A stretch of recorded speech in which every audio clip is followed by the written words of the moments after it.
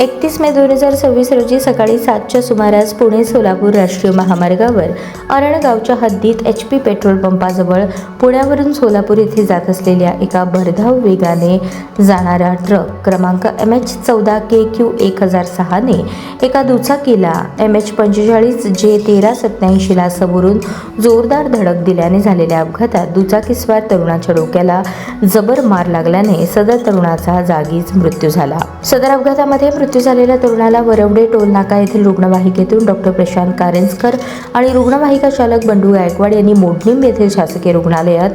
शवविच्छेदनासाठी दाखल केले असून अपघाताची माहिती मिळताच वरवडे टोल नाका येथील गस्ती पथक आणि मोडणीम महामार्ग पोलीस मदत केंद्राचे अधिकारी उमेश पवार त्यांचे कर्मचारी तात्काळ घटनास्थळी दाखल झाले असून अपघातात मृत्यू झालेल्या तरुणाचे नाव तुषार गणेश सावंत राहणार अरण तालुका माढा जिल्हा सोलापूर असे असून अपघाताची माहिती टेंभुर्णी पोलीस स्टेशन येथील अपघात विभागाचे अधिकारी जगताप सरडे यांना वरवडे टोल नाका येथील गस्ती पथक प्रमुख विजय साळुंके यांनी दिली आहे।